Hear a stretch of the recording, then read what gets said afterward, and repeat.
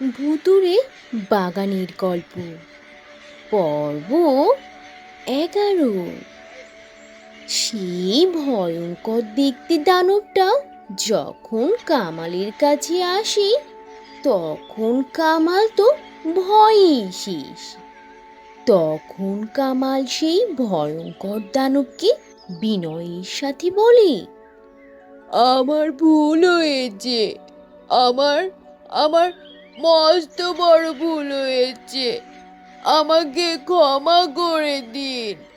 আমি আর কখনো এমন কাজ করব না। প্লিজ আমাকে ক্ষমা করে দিন আর আমাকে যেতে দিন। আমি আর কখনো এখানে আসবো না। প্লিজ দয়া করুন। আমি আপনার কাছে হাত জোর করে অনুরোধ করছি, দয়া করে আমাকে মারবেন না, কোনো ক্ষতি করবেন না। আমাকে যেতে দিন। কামালের এইসব কথা শুনে তো সেই ভয়ঙ্কর দানবটা একটা অট্ট হাসি দিয়ে বলল, শোনো, এই বাগানের মালিক ছিলেন একসময় কাজী সাহেব, কিন্তু তারা এখন আর এখানে আসেন না। আর তাই এই ভূত বাগানের মালিক দিনে দিনে আমরাই হয়ে যাচ্ছি।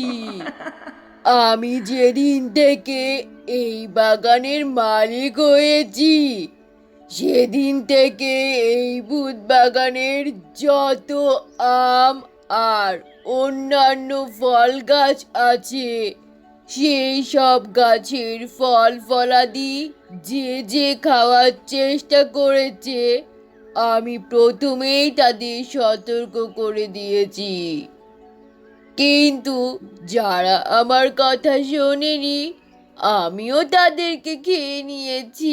হা হা হা হা হা। কামাল তো এবার তাহলে মস্ত বড় বিপদে পড়েছে। এই ভুতুড়ে দানবী নাকি কামালকে প্রথমে সতর্ক করেছিল।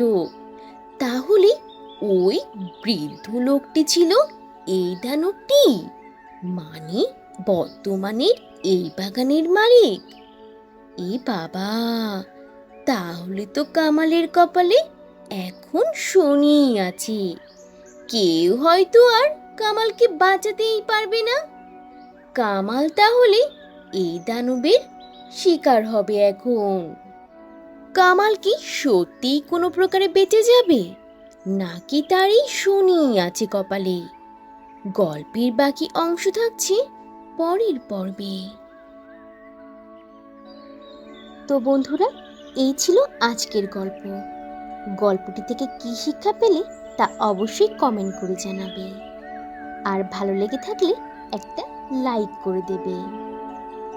আর এখনো যদি চ্যানেলটি সাবস্ক্রাইব না করে থাকো তাহলে এখনই লাল রঙের বাটনটি চেপে চ্যানেলটিকে সাবস্ক্রাইব করে দাও আর অল দি নোটিফিকেশন প্রেস করে রাখো। তাহলে বন্ধুরা, আজ এখানেই শেষ করছি। আবার দেখা হবে নতুন কোনো ভিডিওতে, নতুন কোনো গল্প নিয়ে। সে পর্যন্ত তোমরা সবাই ভালো থাকবে আর নিজেদের প্রতি খেয়াল রাখবে। আল্লাহ হাফিজ।